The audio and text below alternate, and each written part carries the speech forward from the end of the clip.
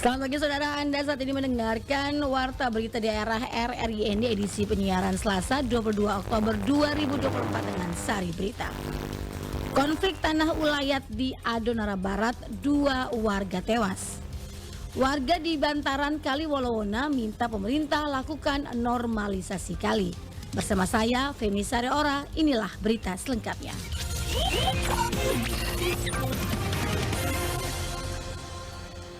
Satu warga desa Bugalima, Kecamatan Adonara Barat, Kabupaten Flores Timur, dilaporkan meninggal dunia setelah rumornya dibakar dalam konflik yang terjadi pada Senin 21 Oktober 2024. Konflik ini melibatkan warga desa Bugalima dan desa Ilepati terkait hak tanah ulayat. Laporan Rosa Dalima. Korban jiwanya, yaitu korban jiwa satu terbakar sama rumah. Camat Adonara Barat Latif Sulaiman menjelaskan konflik ini pertama kali terjadi pada tahun 2008 dengan penyebab utamanya adalah hak tanah ulayat. Kondisi ini terus berulang-ulang hingga sekarang. Selain korban di desa Bugalima, satu warga desa Ilepati juga dilaporkan meninggal dunia dan sedang menjalani visum oleh tim medis. Camat Latif menambahkan 3 orang lainnya mengalami luka-luka akibat serangan tersebut. Saudara-saudara kita dari Ilepati melakukan penyerangan di lokasi Bugalima yang melakukan kegiatan yang disebut anarkis dengan beberapa rumah dibakar, kemudian ada korban jiwa juga, ada yang luka. Lebih lanjut, Latif kemukakan pihak Kecamatan Adonara Barat bersama Forkompinda, Sekda Flores Timur, dan unsur terkait lainnya telah turun ke lokasi untuk mengamankan situasi. Saat ini konflik sudah dapat dikendalikan dan pemerintah terus melakukan pemantauan agar tidak ada konflik baru yang muncul.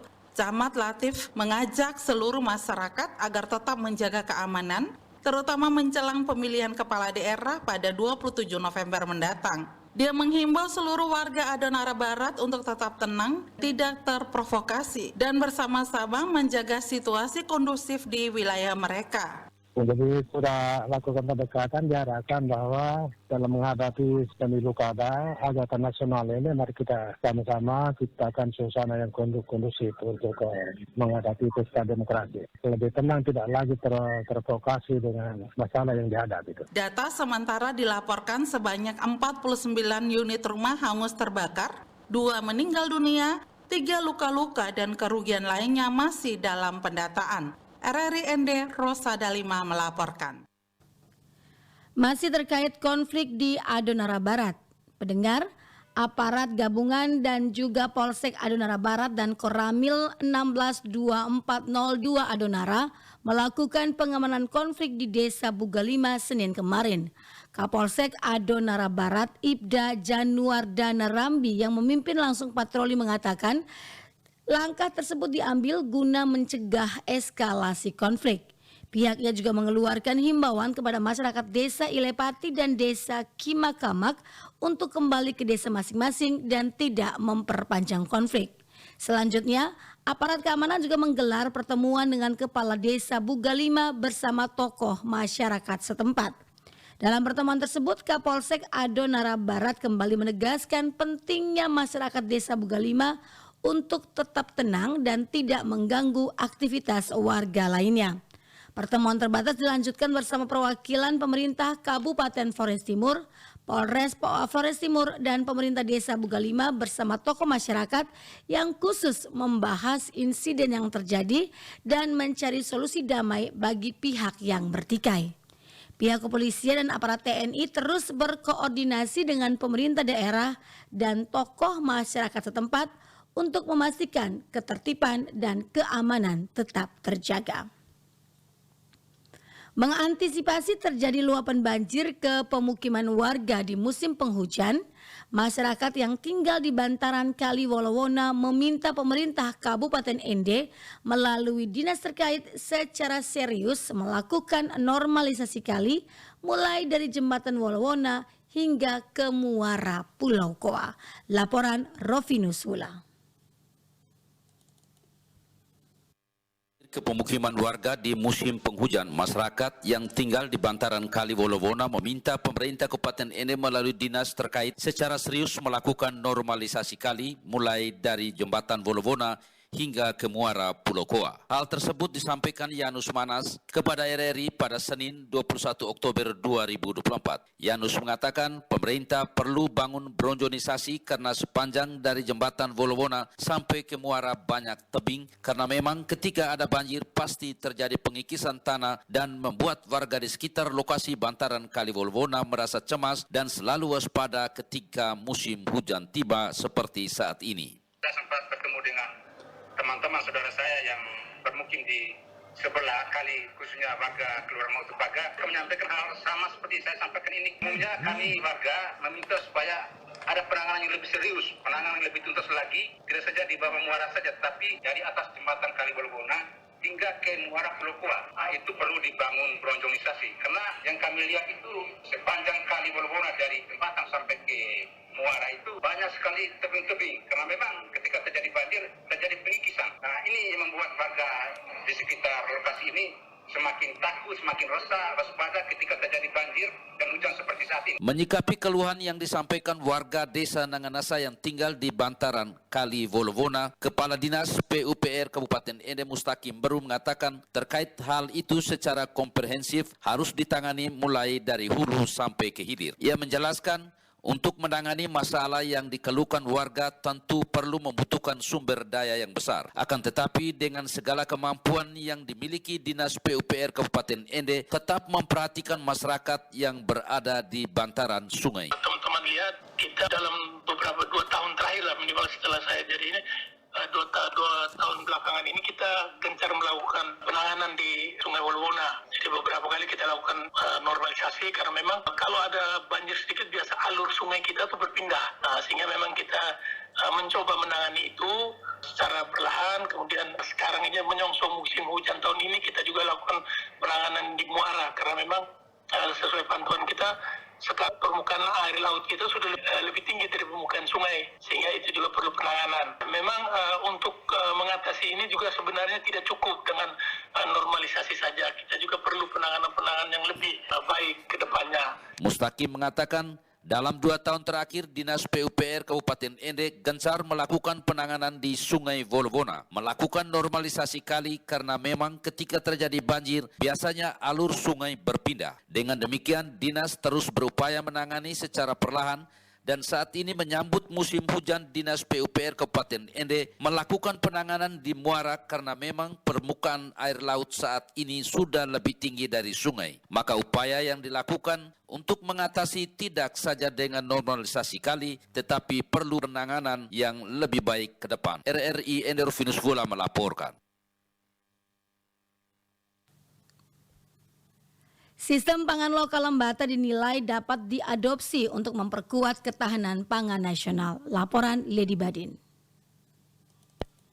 Menyangkut pentingnya pengembangan sistem pangan yang berbasis kearifan lokal. Hal tersebut diungkapkan oleh Direktur Kepercayaan Terhadap Tuhan Yang Maha Esa dan Masyarakat Adat Kemendikbudristek Samsul Hadi. Samsul Hadi menjelaskan bahwa kearifan lokal masyarakat adat Lembata yang sudah lama diterapkan dalam menjaga kedaulatan pangan dapat menjadi inspirasi untuk memperkuat ketahanan pangan nasional. Lembata yang dikenal sebagai Pulau Serelia memiliki beragam varian pangan lokal seperti jali-jali, sorghum, jewawut, dan jagung pulut. Tidak hanya itu, masyarakat setempat juga memanfaatkan berbagai jenis umbi-umbian yang diperoleh dari hutan. Potensi pangan lokal ini dianggap sebagai aset penting dalam menjaga ketahanan pangan di masa depan. Menyangkut pentingnya pengembangan sistem pangan yang berbasis kearifan lokal, sehingga dalam mempertahankan tradisi dan mengadopsi untuk meningkatkan ketahanan pangan di masa mendatang, sehingga Pulau Lembata yang memiliki latar belakang sejarah berkaitan kedaulatan pangan yang cukup bagus di era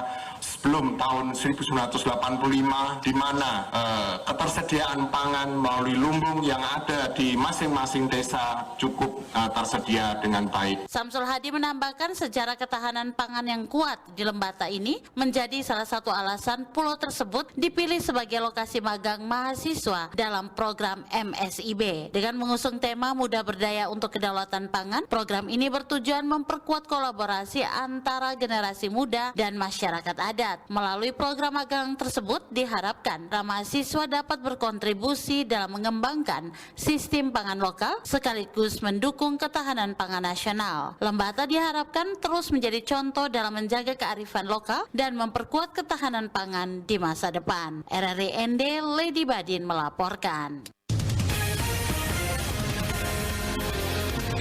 Anda sedang mendengarkan Warta Berita RRI ND. Untuk memerangi kemiskinan dan kebodohan di daerah Nusa Tenggara Timur, Kadin Nusa Tenggara Timur mengajak mahasiswa Universitas Katolik Santo Paulus Ruteng terjun menjadi pengusaha. Laporan Ferry Soo. Dorong untuk mereka kerja magang, belajar magang di Eropa dan juga beberapa program lain seperti kami kirim ke Jerman, ya, Berufsschule und Ausbildung dan lain-lain. Ketua Kamar Dagang dan Industri Kadin NTT, Bobi Lianto, mengajak mahasiswa Universitas Katolik Santo Paulus Ruteng untuk terjun menjadi pengusaha sehingga bisa memerangi kemiskinan dan kebodohan di wilayah NTT. Hal tersebut disampaikan Bobi Lianto saat menjadi narasumber dalam kuliah umum bertajuk Peningkatan Kompetensi Mahasiswa melalui program Markija dan Kewirausahaan yang digelar di lantai 5 Unika Ruteng Jumat lalu. Menurut Bobi, kemajuan suatu daerah atau kemajuan suatu negara sangat ditentukan oleh seberapa banyak jumlah pengusahanya. Karena itu ia mengajak ratusan mahasiswa yang menjadi peserta untuk mulai belajar menjadi pengusaha sehingga bisa memajukan NTT di masa mendatang. Menurut Bobi, meski Indonesia salah satu negara besar dengan populasi terbanyak di Asia Tenggara, namun ekonomi Indonesia jauh tertinggal jika dibandingkan dengan negara Singapura. Salah satu penyebabnya adalah jumlah pengusaha Indonesia lebih sedikit jika dibandingkan dengan Singapura. Untuk membina kerjasama di mana kami akan mementor, kami siap untuk memberikan kuliah umum, juga mengirim para pembicara dan juga mementoring setiap mahasiswa untuk mendorong mereka untuk menjadi seorang entrepreneur. Ya, itulah fungsi dari kerjasama universitas ini dengan Kadin sebagai dunia usaha. Selain itu kami juga mensosialisasikan tentang Markija atau program Mari Kita Kerja, di mana ini mahasiswa, ya, kami dorong untuk mereka kerja magang, belajar magang di Eropa dan juga beberapa program lain seperti kami kirim ke Jerman, ya, Berufsschule und Ausbildung dan lain-lain. Sementara itu, Lulu Handayani dan Maria Vici Kabelen, dua orang perwakilan peserta kuliah umum ini, mengatakan mereka sangat senang bisa mengikuti kegiatan tersebut. Mereka mengakui kegiatan ini menambah wawasan baru tentang kewirausahaan. Mereka bertekad akan segera mulai bisnis setelah mengikuti kegiatan itu. Kuliah umum seperti ini saya rasa sangat bermanfaat untuk saya dan saya bisa melihat kesempatan-kesempatan untuk para teman-teman yang juga mau berwirausaha ke depannya.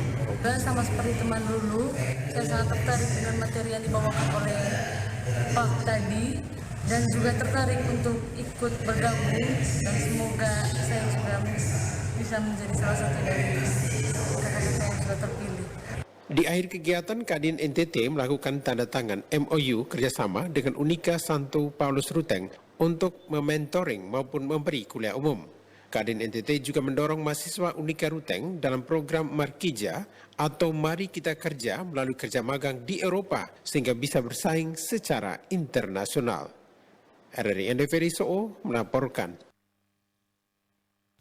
Masalah genangan air di beberapa titik ruas jalan kota ND saat hujan turun menjadi perhatian serius bagi pemerintah daerah. Laporan Suimam.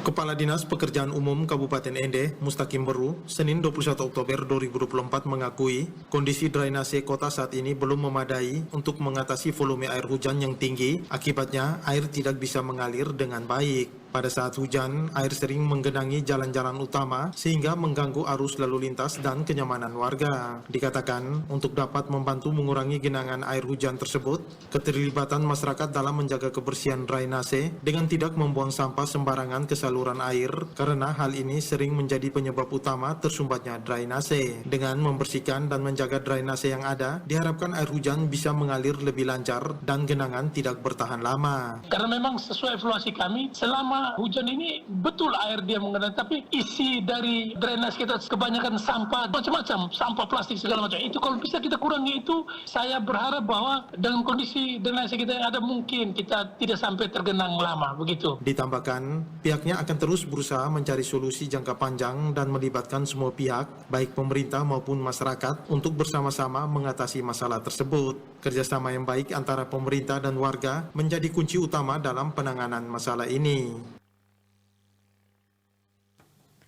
Himpunan Anak Muda Tanjung gelar aksi kemanusiaan untuk korban gelombang pasang dan banjirop di Kelurahan Paupanda dan Rukun 5. Laporan Nikolaus Makumili. Aksi kemanusiaan berupa penggalangan dana tersebut dilakukan oleh Himpunan Anak Muda Tanjung yang digelar selama 2 hari, yakni dari tanggal 19 hingga 20 Oktober 2024. Adapun aksi tersebut sebagai bentuk kepedulian anak muda Tanjung terhadap korban gelombang pasang dan banjirop yang melanda di pesisir pantai selatan Kabupaten Ende pada 17 Oktober 2024 lalu di Kelurahan Paupanda dan Rukun 5. Kepada RRI, Minggu 20 Oktober 2024, Vira, salah satu anggota Himpunan Anak Muda Tanjung, saat melakukan aksi kemanusiaan di Perlimaan Tugu Pancasila Ende, menuturkan bahwa aksi tersebut dilakukan selama 2 hari berturut-turut di beberapa titik di dalam kota Ende yang bertujuan untuk menghimpun dana dari warga masyarakat untuk membantu meringankan beban korban gelombang pasang dan banjirop yang terjadi beberapa waktu lalu di Kelurahan Paupanda dan Rukun 5, Kecamatan Ende Selatan. Dirinya juga mengharapkan kepada pemerintah Kabupaten Ende, dalam hal ini dinas terkait, untuk terus memperhatikan kebutuhan masyarakat yang terdampak gelombang pasang dan banjirop beberapa waktu lalu. Harapan kami untuk pemerintah untuk memperhatikan masyarakat yang sekarang terdampak. Untuk diketahui, sebanyak 70 kepala keluarga atau 280 jiwa di Kelurahan Paupanda dan Rukun 5, Kecamatan Ende Selatan terdampak akibat dari bencana tersebut. RRI Ende, Nikolaus Makumeli melaporkan. Menunjang kebutuhan pangan, memastikan kesejahteraan petani dan menunjang pariwisata Labuan Bajo, beras lokal Manggarai Barat Molas Lembor resmi dipasarkan. Laporan Epi Wahab. Badan Pengurus Kamar Dagang dan Industri Kadin Kabupaten Manggarai Barat, Nusa Tenggara Timur meluncurkan beras Molas Lembor yang berkelas premium bertempat di Agrowisata Ngalor Kalo, Desa Siru, Kecamatan Lembor, Kabupaten Manggarai Barat, Nusa Tenggara Timur. Hal ini tentu untuk menunjang kebutuhan pangan yang ada di Manggarai Barat, mensejahterakan para petani, serta membantu di sektor pariwisata. Ketua Kadin Manggarai Barat, Ignatius Charles Angli Warman, mengatakan sebagai kota pariwisata tentu keberadaan beras lokal sangat dibutuhkan, terutama untuk keperluan hotel, restoran hingga kapal pinisi. Izin edar kita ya untuk beras premium NTT, yang pertama adalah beras Labuan Bajo. Yang kedua hari ini beras Molas Lembor. Yang pasti pariwisata di Labuan Bajo itu yang harus kita dulukan. Harus beras-beras untuk di hotel, restoran, kapal pinisi. Bahkan kami minta kepada pemerintah untuk juga pada saat orang-orang kementerian pusat maupun presiden nanti datang, kita punya kebanggaan beras kita ada di meja di situ.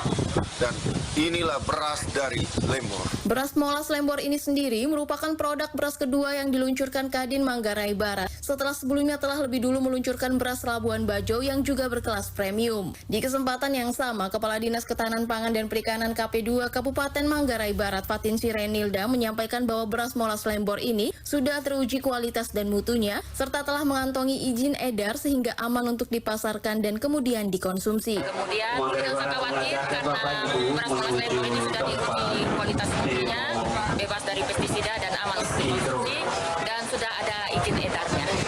Jadi untuk seluruh masyarakat Manggarai Barat tidak usah khawatir, bisa membeli beras Molas Lembor ini di seluruh supermarket yang ada di Labuan Bajo. Di Diharapkan dengan peluncuran beras lembor ini selain dapat memberikan kebanggaan tersendiri baik untuk masyarakat Manggarai Barat maupun para petani, juga dapat menjadi produk unggulan yang dapat dibanggakan oleh masyarakat yang ada di Kabupaten Manggarai Barat dan dapat menembus pasar bukan hanya di Nusa Tenggara Timur, tapi berskala nasional hingga internasional. Dari Labuan Bajo, Epi Wahab melaporkan.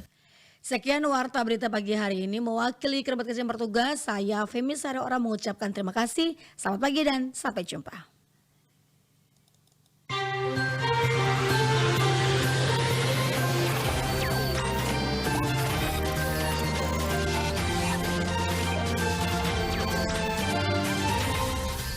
Terima kasih Anda telah mengikuti Warta Berita RRI ND.